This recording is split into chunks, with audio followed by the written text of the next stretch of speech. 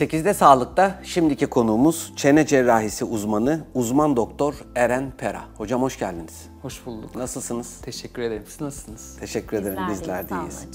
Hocam bugün çene ameliyatlarından bahsedeceğiz. Öncelikle çift çene ameliyatı nedir? Çenesi önde ya da geride olan, normale göre olması gerekenden önde ya da geride olan hastalar uyguladığımız bir tedavi yöntemidir.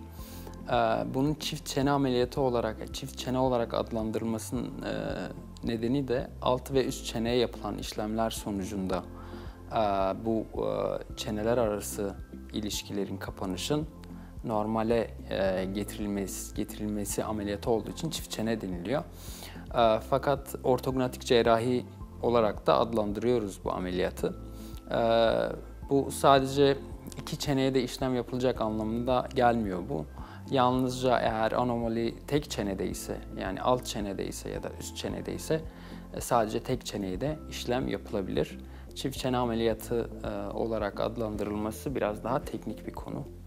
Bu şekilde adlandırılmış ve bu şekilde gidiyor. Yoksa tek çeneye de yaptığımız ameliyatları da ortognatik cerrahi ameliyatı olarak adlandırabiliyoruz. Hocam peki çene ameliyatı öncesinde hastanın olsun sizin olsun ameliyat öncesi hazırlıklar nelerdir? Bunlardan da bahseder misiniz? Hasta öncelikle bize ya da bir kliniğe başvurduğunda çeşitli analizler yapılıyor. Bu analizler diş ilişkilerine bakıyoruz önce. Hastanın doğru bir kapanışı, bir dişsel bir problemi ya da iskeletsel bir problemi var. Bunun analizi yapılıyor ortodontistler tarafından. Eğer bu problem dişselse düzeltiliyor. Fakat iskeletsel bir problemse ve eğer hasta büyüme ve gelişim dönemi tamamladıysa artık iskelet büyümediği için, büyümeyi yönlendirilemeyeceği için ameliyatla yapılıyor. Bunun tespitini çeşitli görüntüleme teknikleriyle, fotoğraflarla tespit ediyoruz. Daha sonra hastayı bu ameliyat olup olmayacağına göre tek çene mi olacak, çift çene mi olacak, buna göre hazırlığını yapıyoruz. Hocam bu ameliyatın aşamalarından, yani cerrahi teknikten de kısaca izleyicilerimize bahsedebilir misiniz? Tabii. Bu hastalarımız genelde artık bu sosyal medyanın bu kadar popüler hale gelmesiyle daha çok yüzümüzü inceler duruma geldikten sonra hastalar bunun farkına varıyor. Yani aynaya baktığında genelde bize başvuran hastaların temel şikayeti şu şekilde oluyor. Hocam alt çenem daha önde ya da alt çenem çok küçük, çok geride.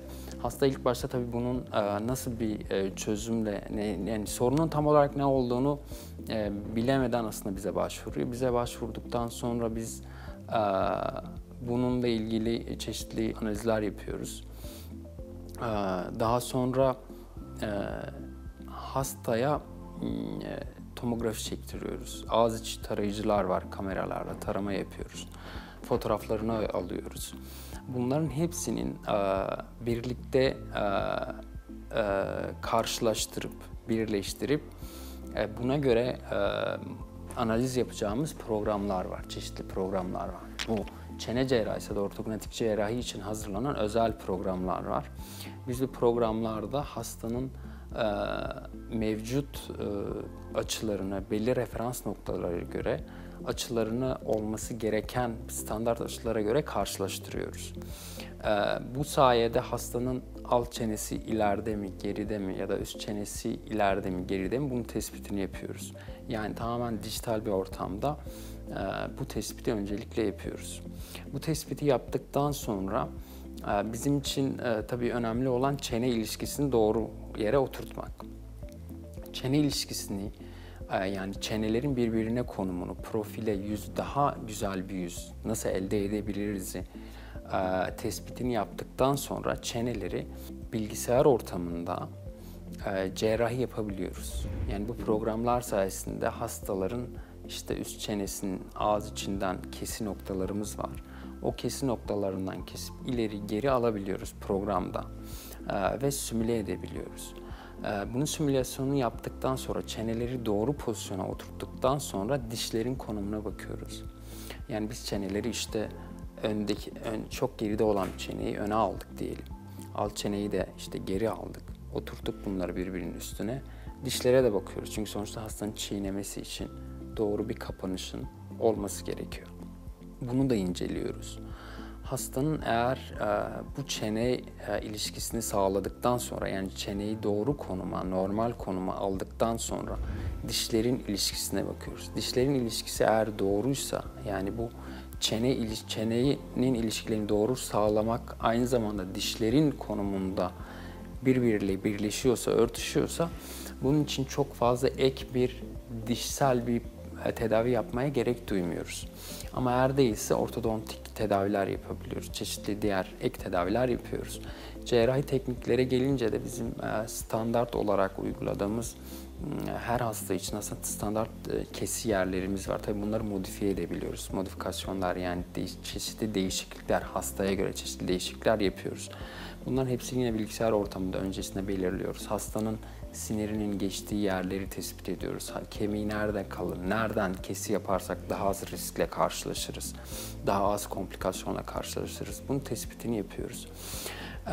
Genelde ağız içinden kesiler yaparak bu tekniği uyguluyoruz. Üstte Lefort dediğimiz bir ameliyat, altta da sagittal split dediğimiz bir teknik kullanıyoruz. Bunların çeşitli modifikasyonları var. İşte eğer hastanın çenesi, alt çenesi çok gerideyse, biz ameliyat yaptıktan sonra kemiklerin örtüşmesi gerekiyor. Kemiklerin beslenmelerine, beslenme durumlarına falan bakıyoruz. Buna göre çeşitli cerrahileri işte gerekirse dışarıdan açabiliyoruz. Dışarıdan dediğim ağız dışından kesiler, küçük kesilerle bunları destekleyebiliyoruz. Son teknolojik gelişmelerle, dijitalizasyonla beraber biz daha az kesi yapıyoruz. Daha minimal çalışmaya çalışıyoruz ki hasta sonrasında daha rahat etsin, daha az riskli çalışalım. Genel olarak kullandığımız cerrahi teknik soracak olursanız biz ağız içinden kesilerle yaparak mümkün olduğunca hastanın yüzünü etkileyecek yara izi bırakmamaya çalışıyoruz. Ağız içi kesileri kullanarak cerrahi tamamlıyoruz. Eren Hocam, peki iyileşme süreci nasıl? Kişiyi nasıl ağrılı bir süreç ya da iyileşme süreci bekliyor? Bundan da bahsedelim. Ameliyata öncelikle genel anestezi altında yapıyoruz. Hastanın bütün kan tetkikleri yapılıyor. Anestezi uzmanına gösteriyoruz. Genel anestezi için herhangi bir risk barındırmıyorsa hastayı genel anestezi altında tamamen uyutarak ameliyatını yapıyoruz. Bu anlattığım dijitalizasyondan dolayı önceden planlamayı bilgisayar ortamında yapabildiğimiz için artık bunun uygulaması sadece ameliyatta kalıyor. Yani ne yaptığımızı, ne yapacağımızı her şeyi planlayarak ameliyata giriyoruz. Bunun bize en büyük avantajı süre. Daha kısa sürede ameliyatlar gerçekleştiriyoruz. 3-4 saatte bu ameliyatları tamamlıyoruz. Eğer 2 çene ise, tek çene ise 1 saat, 1,5 saatte tamamlıyoruz. Bunun en büyük faydası bize sizin sormak istediğiniz gibi sonrasında hastanın ağrı hissetmesini, şişlik hissetmesini çok daha minimum hale getiriyor. Yani hasta daha az ağrı hissediyor. Çünkü daha kısa sürede ameliyatı tamamlamış oluyoruz. Daha küçük kesilerle, daha nereye ne yapacağımızı bilerek, teknoloji sayesinde bilerek ameliyata girdiğimiz için çok daha rahat bir ameliyat süreci geçiyor. 3-4 saat sürüyor ameliyat. Biz genelde 2 gün hastayı hastanede yatırıyoruz. Gerekli ilaçları yapılıyor. Hasta tabii ki ameliyattan hemen sonra ağrılar hisseder. Ağrı kesiciler yapıyoruz. 2-3 günde hemen hemen artık ağrılarından kurtulmuş oluyor hasta. Daha sonra hastayı taburcu ediyoruz. Hasta 3-4 gün sonra normal rutin dışarı çıkabilir. Dışarıda vakit geçirebilir. Biz yine ilaçlarla destekliyoruz ilk 10 günü. Hastanın ağrıları oldukça kontrollerle hastanın mümkün olduğunca konforunu arttırmaya çalışıyoruz. İlaçları kullandığı için hasta çok ciddi, çok dayanamayacak bir ağrısı olmuyor. Şimdi çene ameliyatı olduğu için hocam, çok pardon, herhangi bir korse ya da sabitleyici bir şey kullandırıyor muyuz hastaya, yoksa dış görünümde değil, konu tamamen içte mi olmuş oluyor? Çok güzel bir soru sordunuz. Şimdi biz eskiden bir ayak kırığı ya da bir kol kırığı olduğunda alçıya alıyorduk. Şimdi daha belki alınıyordur ama eskiden çok iyi, çok rigid, çok sert plaklarımız yoktu. Çok güçlü plaklar yoktu. Tellerle yapılıyordu. Ondan dolayı da ağız birbirine bağlanıyordu. Çeşitli sargı yöntemleri kullanılıyordu. Biz artık onu kullanmıyoruz. Titanyum plaklarla çok iyi çeneleri birbirine sabitlediğimiz için, yani kesi yerlerini ayırdıp ileri geri aldıktan sonra aynı şekilde plaklarla, vidalarla çok iyi sabitlediğimiz için hasta herhangi bir çeneleri birbirine bağlama ya da işte bir bandaj yapmıyoruz. Sadece hasta ilk gün sargı beziyle sarıyoruz. Bir 24 saat geçmesini bekliyoruz. Bu da şişliğin, ödemin daha az Onda da hastanede olması olmuş için oluyor sadece zaten hastanede kişi. oluyor. Yani hasta hastaneden çıktıktan sonra yüzünde herhangi bir sargı, herhangi hiçbir şey olmuyor. Güzel. Ben tam bunu soracaktım aslında. Bu şişlik, morluk, bu işi nasıl yönetiyorsunuz? Sonuçta ağız içinde olan bir şişlik olduğu için bu kişinin beslenmesine de etkiliyor mu? Evet, kesinlikle öyle. Bizim bu ameliyatı yaptığımız hastalara yönelik en üstüne basarak uyardığımız konu yeme ve içmesi, diyetine daha dikkat etmesi. Çünkü sonuçta biz çenelere bir işlem yapıyoruz ve çeneleri de yemek yerken kullanıyoruz. Ağrı, şişlik, morluk, bunların hepsini biz çok sıkı takip ediyoruz. İlaçlarla takip ediyoruz ve bunu yönetiyoruz. Ekstrem bir durum olduğunda buna müdahale ediyoruz. Her ne kadar ağız içine kesiler yapsak da tabii hastanın yüzü şişebiliyor. Yüzünde bir şişlik meydana gelir. Morluk da olabilir. Hastanın tamamen durumuna göre, eğer hastanın bütün kan değerleri çok iyiyse, bir sıkıntı yoksa çok morluk bekleyemiyoruz. Ama şişlik bekliyoruz. Şişebilir hasta. 3-4 gün sonra, bir 72 saat sonra şişlik inmeye başlıyor. Ve 5-6. günden sonra hemen hemen şişlik tamamen kayboluyor. Ama bu şişliğin tamamen sıfıra inmesini bir 6 aya kadar bekliyoruz. 6 ay sonra ödem tamamen geçmiş oluyor. Hastanın beslenmesine gelince, ameliyattan hemen sonra biz hastanın 10 gün boyunca sadece sıvı beslenmesini istiyoruz. Sıvı şeylerle, püre şeylerle besleniyor. 10 günden sonra biraz daha pişmiş, az sertlikte, yani yumuşak, çok fazla çiğnemeye ihtiyaç duymayacağı şekilde beslenmesini tavsiye ediyoruz ilk bir ay. Bir aydan sonra artık yavaş yavaş çiğnemeye başlıyor hasta. Ama tabii ki bu her hastanın özel durumuna göre bunu modifiye edebiliyoruz. Bazı hastalar daha uzun süre bu şekilde beslenmesini tavsiye edebiliyoruz. Hastanın iyileşmesine bağlı olarak. İlk 2 aydan sonra da artık yavaş yavaş rutin beslenmeye geçebiliyor. Daha sert şeyleri yemeye biz 4 aydan sonra, yani daha sert şeyden, işte havuç tarzı, daha böyle sert, ısırma kuvveti daha çok uyguladığı şeyleri beslemesi biraz daha geç başlanmasını tavsiye ediyoruz. Hocam peki hasta taburcu olduktan sonra belli sürelerde sanırım kontrole çağırıyorsunuz. Şehir dışı ya da yurt dışı hastalarınız da vardır çene cerrahisi olduğu için.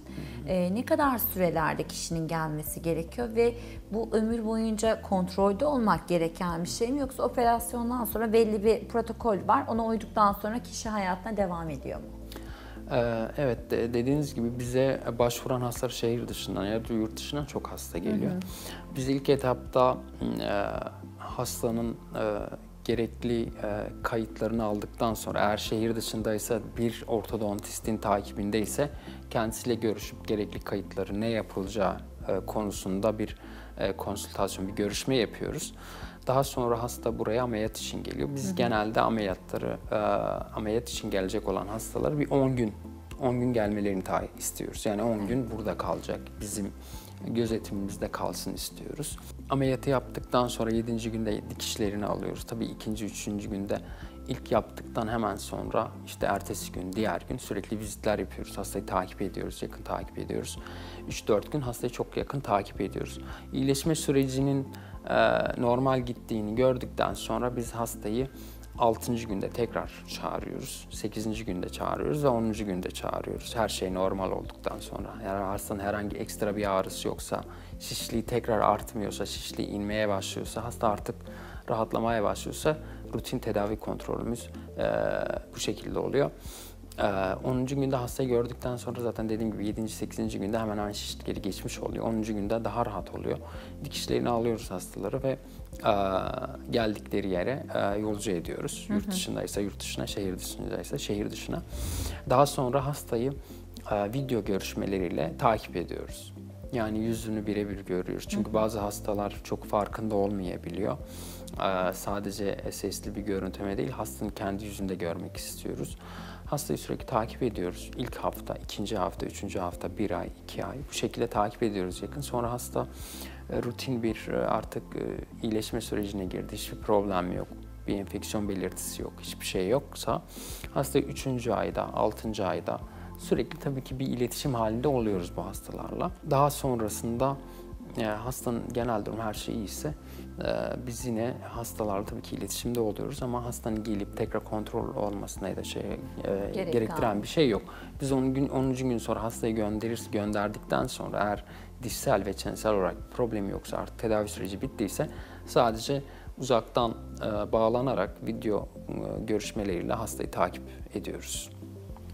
Hocam çok teşekkür ederiz. Ben Teşekkürler hocam. sağlık. Ayağınıza sağlık, ağzınıza Çok sağlık. teşekkürler. 8'de Sağlık'ta bugün konuğumuz çene cerrahisi uzmanı, uzman doktor Eren Pera ile çift çene ameliyatlarının tüm ayrıntılarını konuştuk. 8'de Sağlık şimdi kaldığı yerden devam edecek.